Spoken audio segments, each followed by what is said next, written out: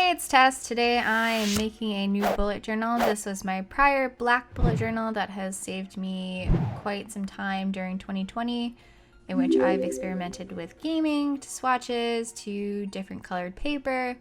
But today I am going to be going back into a white bullet journal because I've acquired so much paper from my prior position because they were just going to throw it out, and I didn't think that was the right decision, so I took it.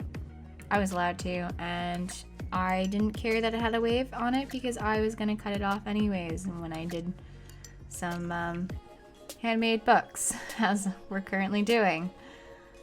So I don't have a size for this book that I'm making, or bullet journal, and I essentially just cut off a section of it and roll with that. I fold it in half to make signatures using 6 to 7 pages.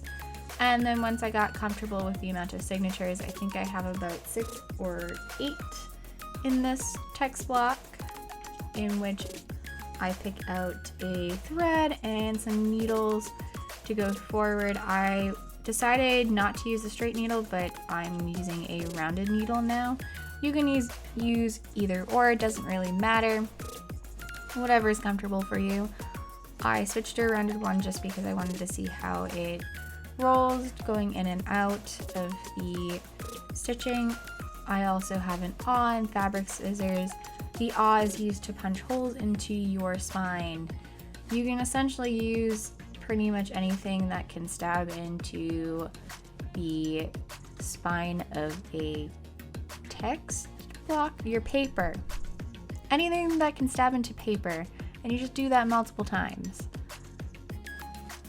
And try not to hurt your finger. You can easily pick up most of these materials at Walmart, Dollar Tree, Family Dollar. You can find alternatives to these. I can go over that in the future if you guys want to, but for right now I'm kind of doing it based off my own materials. I use my fabric scissors because that's usually a comfort zone for me when it comes to cutting fabric and thread. And then I begin sewing. So for the first signature, I don't really take too much care. I just go through all of the stitching in and out as you would sewing fabric together. You just go through the holes and try not to mess up the thread itself because it can easily get tangled. You could also use embroidery thread here, but I don't tend to do that. I use thread because I feel like it's a lot easier and a lot easier to hide,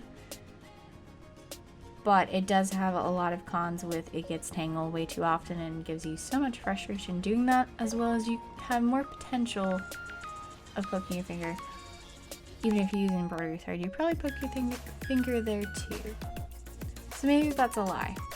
You'll poke your finger, just be careful. Don't try to hurt yourself. I already have enough hand problems. As you can clearly tell, I'm wearing gloves. I made those gloves because my hands have eczema on it. And unfortunately, my eczema is really bad. And yeah, try not to focus on it. I have gloves that are white and they kind of make me feel like I'm in a 50s style movie, like a punk rocker, but with white gloves. I don't know, maybe that's cool. I don't know. So I'm sewing on the second signature, which you want to do for the first stitch. You want to go into the second signature and then back into your first. And each stitch you do, you want to do that repetitive process of going back into your first stitch. Your first signature, not your first stitch. Your first signature. So each hole you pull in to the first signature or the one prior and continue on that chain. This whole process isn't really caught on camera correctly, but if you do it based off this, you'll have potentially a messy binding. But because we're putting on a cover, it doesn't really matter. If you're doing a little bit more precise and you're just keeping the binding there, then you probably want to care a little bit more. Afterwards, you want to clean off your desk so that you can focus on your book. And then from there, for the cover, we will be working with vinyl, cardstock, as well as a cereal box for the base of the cover. Cereal boxes are a lightweight chipboard. If you want a thicker chipboard, you could easily glue multiple cereal boxes together to get that. For me, I really like the soft cover, hardcover-esque chipboard feel. Sometimes I'll actually go for the hardcover, but for this one I want a soft cover. So once I have that cleaned up, I place the text block down and I basically trace the exterior of the text block so that I can have my measurement, because I did not measure this. And then afterwards I will measure off the spine based off the text block front cover area, and then from there I'll just double check it twice.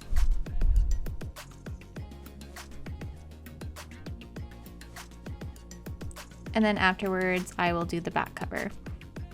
Once I have those measurements down, I will trim off the top so that I can double check the actual length with the text block afterwards.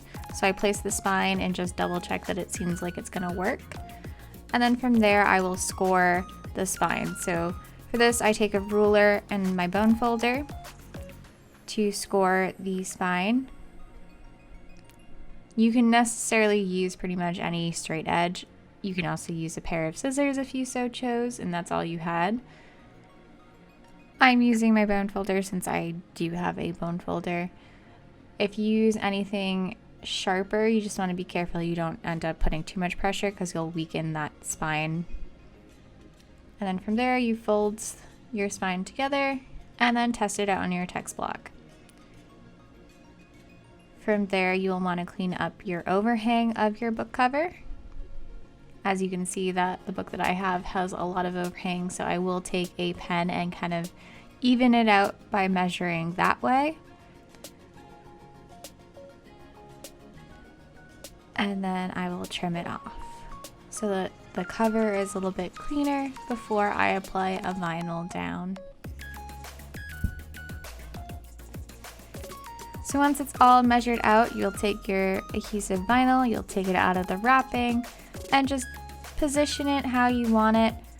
Here I am just trying to figure out which way I want this map to appear on the cover. And once I have that down, I will mark and cut out a little bit more than the cover so that I can fold it over and it can attach to both the front and the back. And the way that I attach this adhesive vinyl to the chipboard is I basically take off the whole backing or the transfer tape fully, and then I position the chipboard in the middle. So I'll flip it over and take my bone folder and squeeze out any air bubbles that I see, as well as making sure that I crease where the spine is so that the vinyl can end up adhering to that spot on the cover. Takes a little bit of effort because the adhesive doesn't always apply correctly.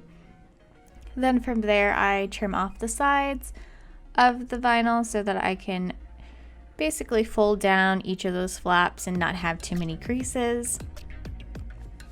Of course, with this particular vinyl size, which is 12 by 12, and applying it on the size that I have made for my cover, it's a very tight fit on the left and right hand sides of the cover.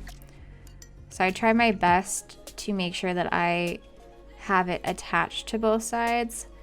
And then for the top and bottom, I trim where the spine is so that it doesn't have that additional tension.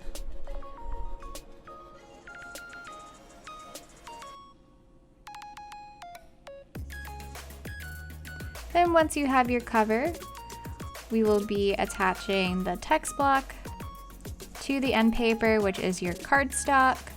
It's basically the fancy paper that goes from the cover to your text block. Take the cover and the cardstock and position it, and then I will trim down the cardstock to basically fit where I need it onto the cover.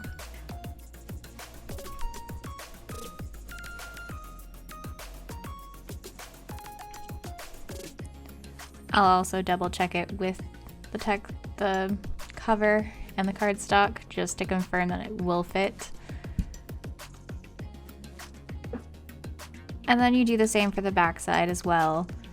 Here we are attaching that end paper to the board, so you end up taking either normal glue. I'm using PVA glue because I do like to make sure that it's archival.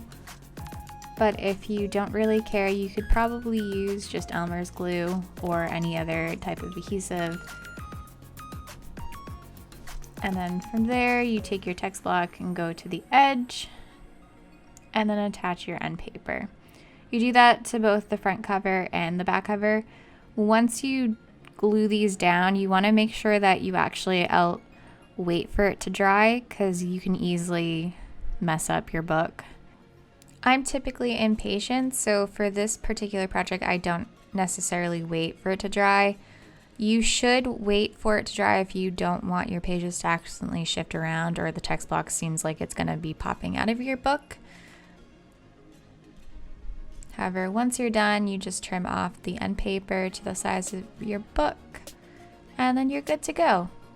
For me, I usually like to personalize my books or my custom books with my username, just because it's been a thing that I've done and I just enjoy it. So I'm putting additional vinyl on to basically make it mine. And here's a couple of clips of my past monthly spreads, because I meant to get this video out far in advance, but obviously that didn't happen. So here's September. It's an acorn and very fall-like theme. And then for October, I decided to go with a witchy theme with a cauldron and using my watercolor. I made very poor decisions of using watercolor on text weight paper, but if you don't really mind the wrinkling, then go for it if you're using text weight paper, but you'd probably want a heavier weight if you're actually going to use watercolor, and probably watercolor paper preferably. So those are 2 monthly spreads that I've made for this bullet journal. So if you like this kind of content, feel free to subscribe, like, comment down below. I'll see you in the future.